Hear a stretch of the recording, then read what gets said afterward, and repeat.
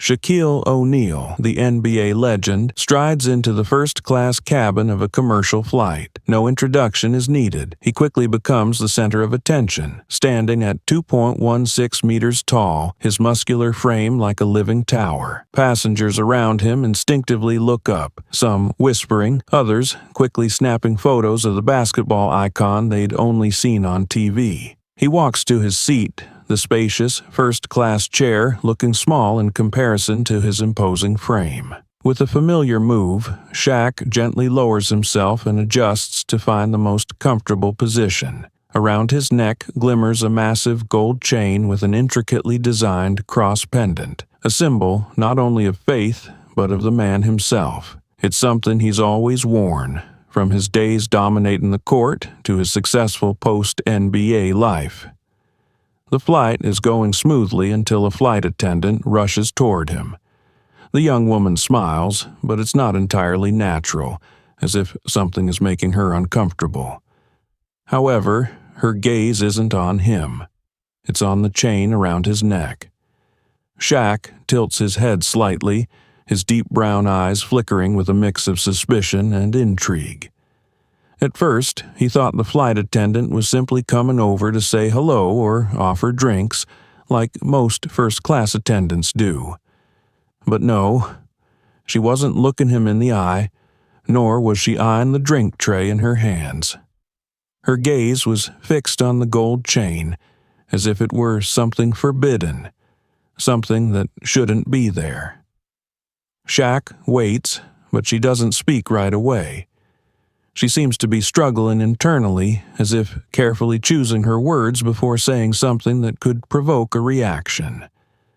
After a few seconds of silence, she takes a deep breath, offers a weak smile that can't quite hide her awkwardness, and says, "Mr. O'Neal, we would like to maintain a friendly atmosphere and ensure all passengers feel welcome." Her voice sounds gentle, but Shaq immediately senses the subtle insincerity in every syllable. He's faced countless in-depth interviews, psychological games on the court, and knows when someone is trying to disguise a troublesome request. He raises an eyebrow, leaning slightly forward, his gaze sharpening. And the flight attendant swallows hard, her hands tightening around the notebook in her hand as if searching for something to hold on to. Finally, she says, "Some passengers might feel uncomfortable with that piece of jewelry." Shaq narrows his eyes. His lips curl into a half-smile, not because he finds it amusing, but because he can't believe what he's hearing. "That piece of jewelry?" he repeats, his voice deep like distant thunder. The flight attendant keeps the smile, but her eyes reveal her growing tension. "Yes, we're just trying to create a comfortable environment for all the passengers on this flight." Shaq chuckles softly, but not because he finds it funny. It's because of the absurdity of it. A guy over 2 meters tall, who's faced the toughest players in the NBA, won countless titles, and now he's being called out for a necklace. But when he looks into the flight attendant's eyes, he realizes she's not joking. The surrounding space seemed to freeze for a moment. Shaq didn't rush to answer right away. He just stared at the flight attendant, his gaze calm but sharp like a predator that had just discovered its opponent's weak spot. "You're telling me that a necklace could make someone uncomfortable?" Shaq's voice was deep and slow, but each syllable carried a weight that pressed down on the atmosphere. He wasn't yelling, wasn't banging on the table, but the way he spoke made each word feel as heavy as a dumbbell. The flight attendant tightened her grip on her notepad, trying to maintain her professionalism, but the corner of her mouth twitched slightly, a sign of tension. "We hope you can cooperate," she repeated, her tone now lowered, lacking the initial confidence. The words seemed gentle, but Shaq realized that this was not a suggestion. It was a disguised demand. The atmosphere in the cabin began to shift. A few passengers started to turn their heads. Some even raised their phones as if preparing to record. No one said anything, but their eyes spoke volumes. They were waiting to see how this would unfold. Shaq tilted his head slightly and slowly leaned back in his seat, a gesture full of authority.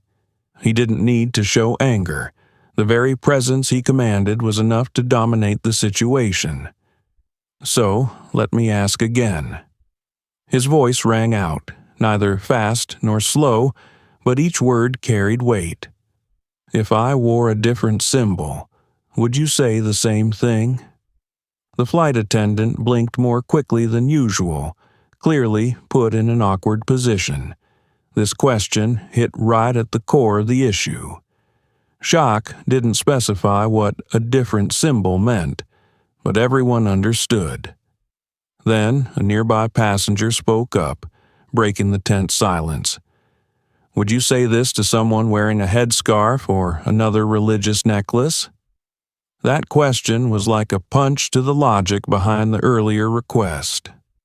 The flight attendant froze, her eyes clearly wavering, as if she'd been pushed to the edge and didn't know how to back away. It was no longer just a simple conversation. This had become a much larger issue, and she was starting to realize that. That moment was like a spark igniting a storm simmering beneath the surface. A passenger seated nearby, trying to act like he was checking his phone, but his fingers quickly swiped across the screen, turning on the video mode.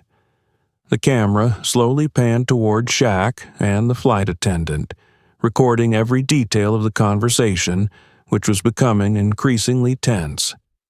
The atmosphere in the first-class cabin changed noticeably, as if the cabin pressure had dropped slightly. Not enough to feel suffocating, but it was no longer as relaxed as before. Soft whispers turned into hushed murmurs, and the passengers' eyes were no longer focused on their phone screens or magazines. Instead, they were directed at the towering man and the flight attendant standing before him.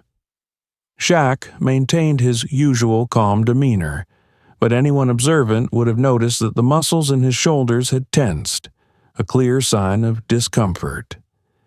He didn't need to appear angry. His mere presence, his silence, was enough to make everyone understand he wasn't pleased. His deep, steady voice broke the increasingly thick tension in the air. I've flown hundreds of flights, but I've never heard anything as ridiculous as this. The flight attendant seemed to have anticipated this reaction, but still appeared flustered. She took a breath, trying to keep her voice calm but unable to mask her tension. We just want to make sure all passengers feel comfortable, sir. Shaq slightly tilted his head, his sharp gaze seemingly inspecting every expression on her face. His composure was not a sign of acceptance, but rather a silent challenge. He leaned back, but his voice remained firm and unwavering. If this is the airline's rule, I want to see it in writing. The surrounding space seemed to freeze for a moment. Passengers began exchanging puzzled glances. Some subtly leaned forward, clearly waiting to see if the flight attendant could come up with a reasonable explanation. But the problem was, she couldn't. The flight attendant hesitated, her hand instinctively gripping the notebook she was holding as if trying to find any explanation that might justify the situation. But she knew well that there was no rule prohibiting passengers from wearing jewelry with religious symbols, and there was certainly no clause in the airline's policy stating that a necklace could make another passenger feel uncomfortable. The tense moments dragged on, revealing her growing anxiety. Her eyes began to waver, her body leaning slightly back, as if subconsciously trying to retreat from the conversation. But Shaq remained seated, his gaze unwavering, never leaving her. He didn't need to say anything more because at that moment, The flight attendant realized she had just backed herself into an inescapable situation. The entire first-class cabin was waiting for an answer, and she had none. The atmosphere in the first-class cabin grew tense, as if someone had just lowered the temperature by a few degrees. No one spoke, but all the passengers' gazes were fixed on Shaq and the flight attendant, who stood frozen, her face stiff as though trapped in a situation she couldn't escape on her own. Whispers began to spread, like ripples radiating outward when a stone is thrown into a calm lake. Some passengers quietly raised their phones a little higher, no longer hiding the fact that they were recording the scene. A sense of a major event about to unfold filled the air, and it was clear that everyone understood this story wouldn't end quietly. Just a few seconds later, another figure approached.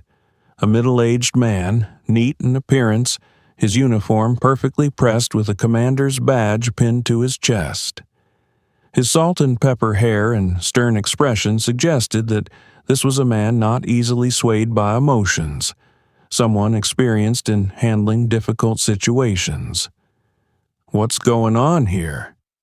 His voice was deep and serious, not loud but commanding, immediately silencing the whispers around him. His sharp eyes swept over Shaq, then stopped at the flight attendant, who was now more flustered than ever. The young woman straightened up instantly, as if pulled out of her earlier awkwardness. She spoke quickly, her voice trying to maintain professionalism but unable to hide her tension. "Mr. O'Neill is wearing a piece of jewelry that may be upsetting to other passengers." Her words echoed through the quiet cabin, but instead of calming the situation, they caused some passengers to snicker or shake their heads in disbelief. Despite her efforts to remain composed, she unconsciously glanced around, as if seeking support, but instead, all she received were looks of suspicion and anger. The supervisor was silent for a few seconds, as though weighing every word he was about to say. He shifted his gaze from the flight attendant to Shaq, and finally settled on the enormous gold chain with the sparkling crucifix hanging from his neck. A symbol so unmistakable, so familiar, and, most importantly, completely legal. That moment lasted only briefly, but it was long enough for everyone in the cabin to sense that something was shifting. Finally, the supervisor slowly took a breath, then spoke in a calm but authoritative tone. "He is fully entitled to wear it." A simple statement, but one heavy enough to send ripples throughout the first-class cabin. The flight attendant immediately turned pale, as if the entire foundation she had just tried to build in this conversation had been shattered in an instant. Her lips moved as if she wanted to say something to justify herself, but no words came out. She knew. Everything had gone too far, and more importantly, she had made an irreparable mistake. No one needed to say anything more, as the wave of reaction spread throughout the first-class cabin. A few passengers nodded in agreement. Some whispered louder, while others no longer hid their displeasure. A man sitting directly across from Shaq shook his head, letting out a sarcastic sigh. "I can't believe she actually tried to do that." In another corner, a woman's voice rang out, clearly no longer restrained. "Are we really living in a world where someone has to ask permission to wear a religious symbol?" The situation had spiraled out of the flight attendant's control, but the worst was yet to come. The atmosphere in the first-class cabin was already tense, but after the supervisor's decisive words, a wave of outrage quickly spread like a spark hitting a gasoline tank. Passengers, who had been quietly observing up until that point, no longer remained silent. A middle-aged man, dressed in a neat suit, suddenly stood up from his seat, his eyes burning with frustration as he looked directly at the flight attendant. How ridiculous. People wear beads, amulets, or whatever they want every day. But Shaq can't, huh? His words acted like a wake-up call, igniting the frustration that had been simmering in the hearts of the other passengers. A young woman, seated near the aisle, nodded vigorously, then immediately spoke out, her tone equally charged with emotion. "This is discrimination." In an instant, the storm that the flight attendant had been trying to hide for so long broke out completely. Gone were the soft whispers. Now, the first-class cabin was filled with loud voices, echoing dissatisfaction everywhere. Some passengers argued over what had just happened, while others directly criticized the flight attendant's handling of the situation. Unbelievable. Who does this airline think they are to tell someone to take off their religious symbol? If this is a policy, why don't they make it public? Or are they just targeting people they think they can bully? This won't stop here for sure. In another corner, a man held his phone up high, no longer hiding the fact that he was recording the entire incident. The camera was aimed directly at the flight attendant, the supervisor, and even Shaq. But, in the midst of the chaos, Shaq remained motionless. He didn't engage in the arguments or react excessively. He simply sat still, his massive figure standing like a statue amidst the uproar. No words needed, no actions necessary. The truth spoke for itself. His face, with eyes steady yet tinged with disappointment, was enough to convey a clear message. He was not someone to be bullied, and he wouldn't let this happen to anyone else. On the other side, the flight attendant turned pale, her lips trembling as if she wanted to say something but didn't know where to begin. The weight of everyone's gaze in the cabin pressed down on her, as if each person was demanding an explanation she couldn't provide. The supervisor, who had remained calm from the start, could now sense that the situation was beyond his control. He turned to the flight attendant, his gaze filled with warning, as if to say, "You've messed this up." And then a voice from the back cut through the tense air. "Did you really think this would be kept quiet?"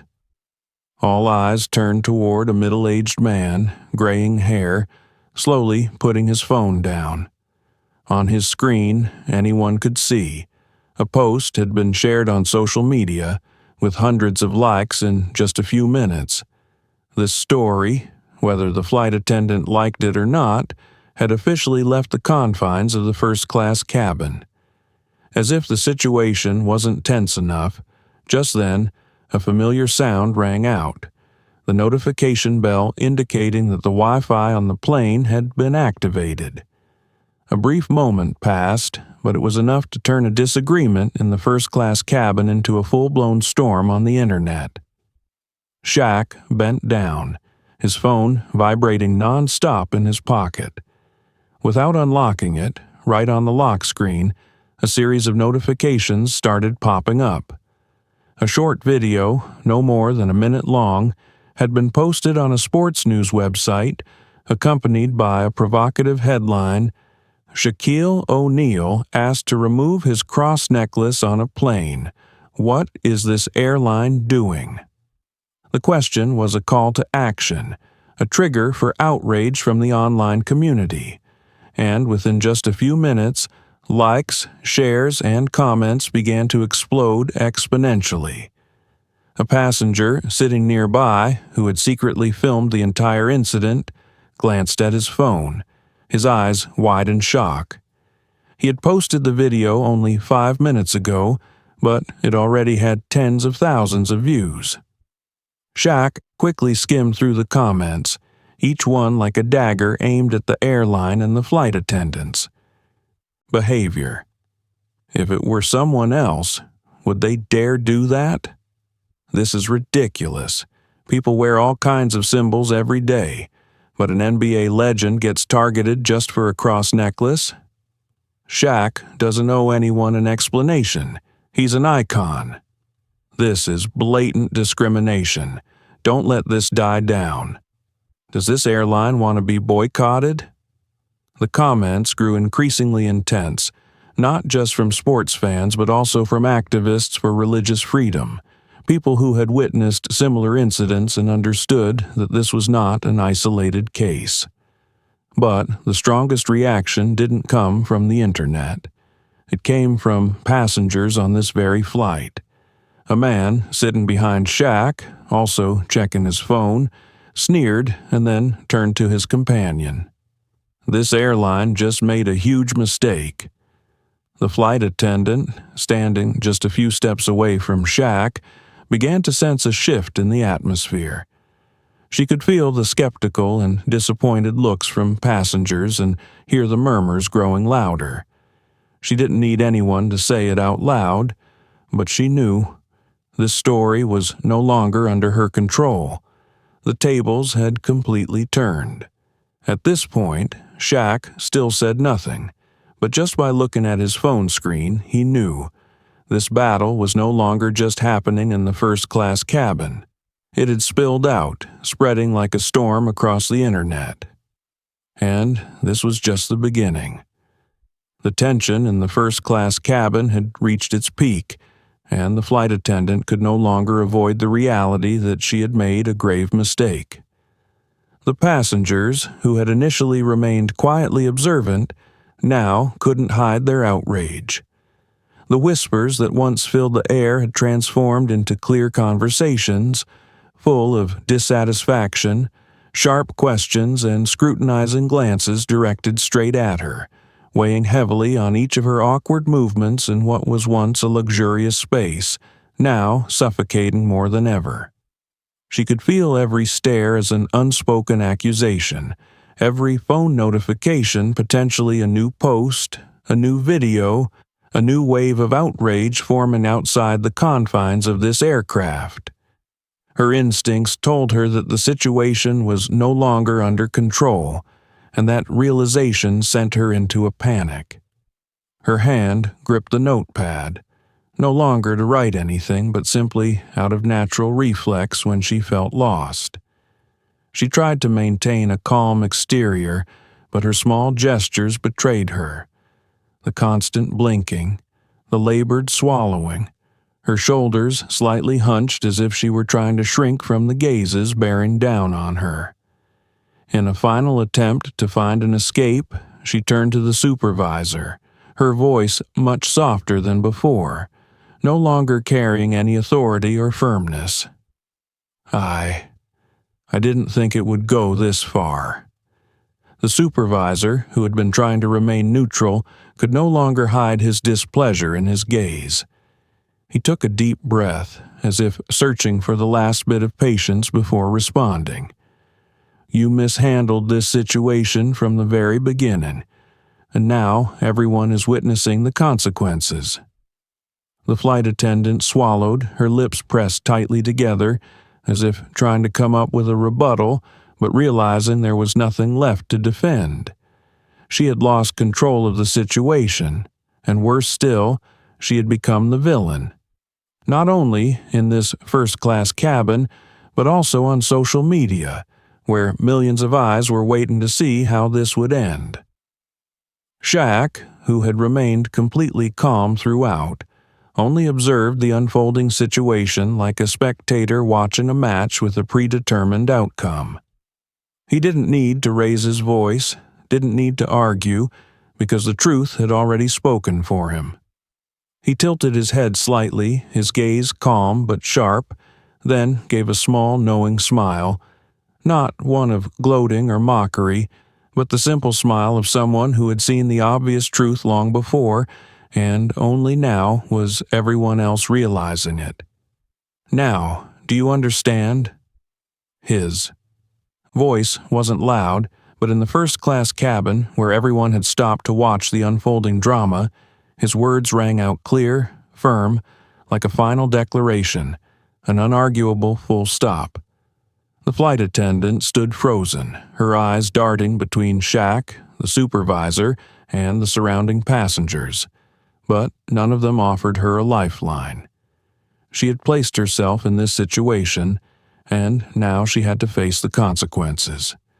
There was nothing to rebut, no excuse to make, and, most importantly, no way out. The entire first-class cabin fell silent for a few seconds, but everyone knew this was only the calm before the real storm hit. The space in the first-class cabin felt suffocating, not due to a lack of oxygen, but because of the tension that enveloped every corner. No one spoke directly to the flight attendant anymore, but their silence was heavier than any criticism. There were no shouts, no one yelled, but their gazes were judgments that didn't need words.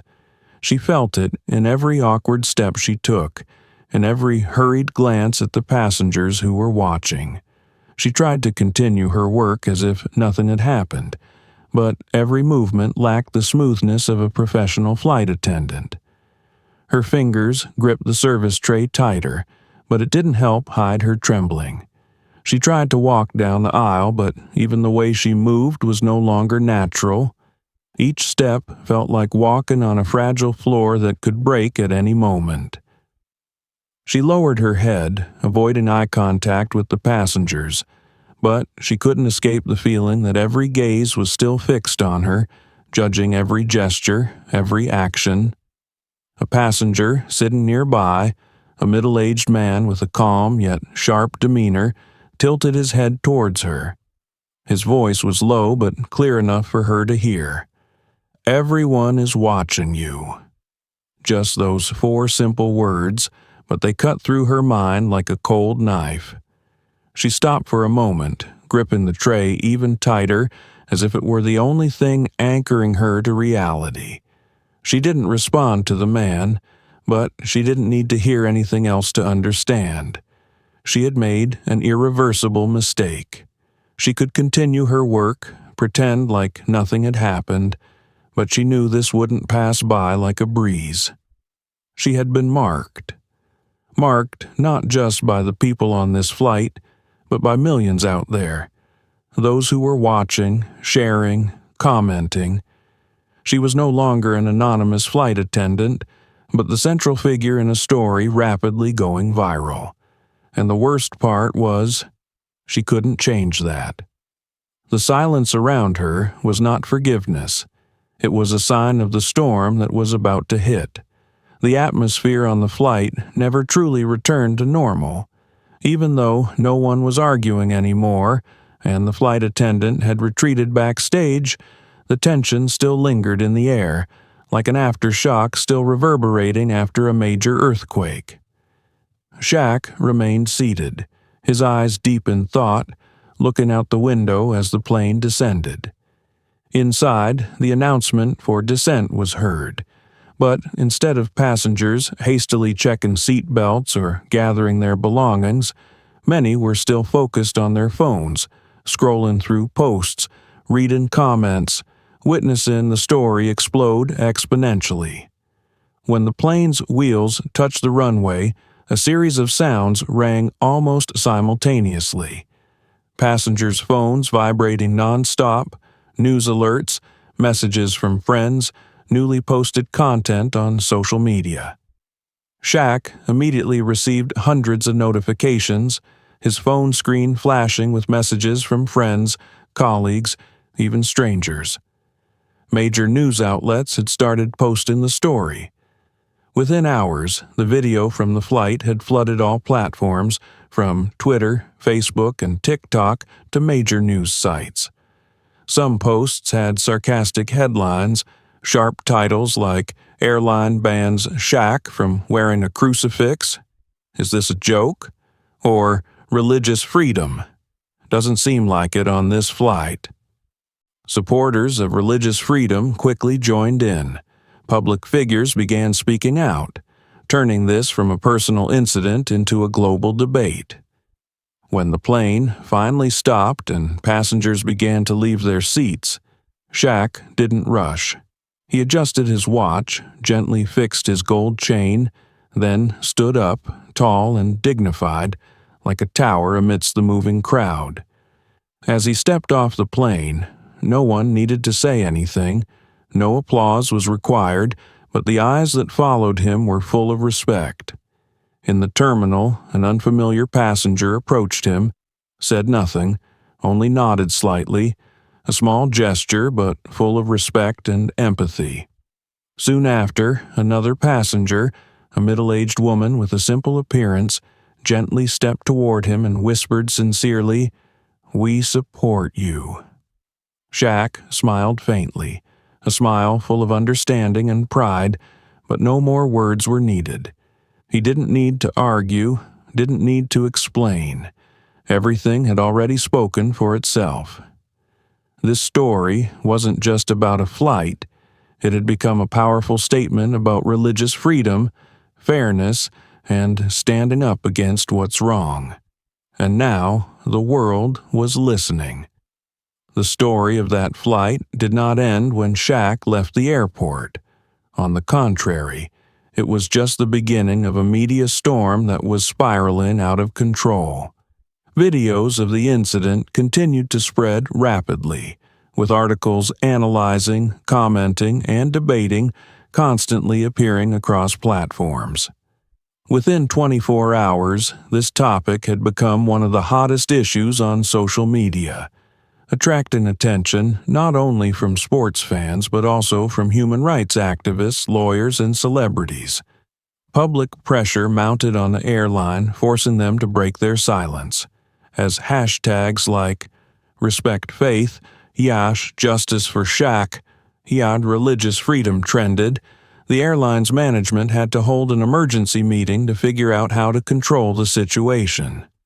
Major shareholders began to worry, while loyal customers openly expressed their dissatisfaction on social media, declaring they would boycott the airline unless a proper response was given.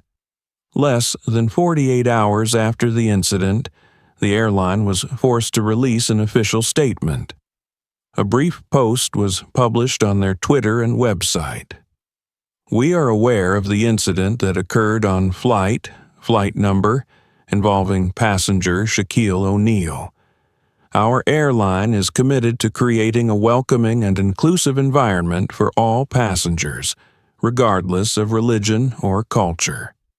We are conducting an internal investigation to ensure that such situations do not occur in the future." However, the public's reaction did not calm down. The message was too vague, lacking a formal apology or any specific mention of the flight attendant's wrongful actions. People did not want a soothing statement. They wanted a genuine acknowledgement of the mistake. The pressure continued to grow as major media outlets jumped in, holding televised discussions about religious freedom and how businesses should behave in sensitive situations like this. Some legal experts even questioned whether the flight attendant's actions violated anti-discrimination laws, sparking a wider debate on religious freedom in public spaces. And then, the airline could no longer remain silent. 4 days after the incident, another, more direct statement was issued. "After a thorough review of the situation, we acknowledge that a member of our flight attendant team failed to follow proper service protocols and engaged in inappropriate behavior. We apologize to Mr. Shaquille O'Neal and all passengers affected by this incident. The involved flight attendant has been suspended indefinitely pending the outcome of the internal investigation." So, the flight attendant faced the consequences of her actions. No longer an anonymous figure on a plane, she had become the center of public criticism, dissected and analyzed, and while the airline may protect her through internal measures, it was clear that her reputation had been severely damaged. As usual, the online community had no intention of letting this slide. They wanted to know if this was an isolated incident, or if this airline had a history of discrimination against religious symbols. Similar stories began to surface, with other passengers sharing their experiences, creating a larger wave of condemnation. But through all of this, Shaq remained silent. He did not engage in the fiery debates, nor did he post anything to stir up public opinion. He didn't need to, because he had already won without saying much. By standing up for himself, Shaq unintentionally became a symbol of strength in the face of injustice, a person who was not easily subdued, and, most importantly, a person who voiced the concerns of many others, those who had felt isolated, overlooked, or forced to conceal their beliefs for the comfort of others. This story did not stop on that airplane. It became a movement. The echoes of the story still resonate, not just on social media platforms but also in discussions at coffee shops, at dinner tables, and on major television programs. This event has transcended the scope of a flight, going beyond a personal incident. It has become a societal issue, a lesson about religious freedom and human rights in the modern world. Shaquille O'Neal has never publicly attacked anyone, never expressed anger or made any heavy statements. He didn't need to, because the truth spoke for itself. His image, steadfast, calm, unshaken by unreasonable pressure, became a more powerful declaration than any speech. Each post online, each viral video, and every debate that erupted all revolve around one bigger question.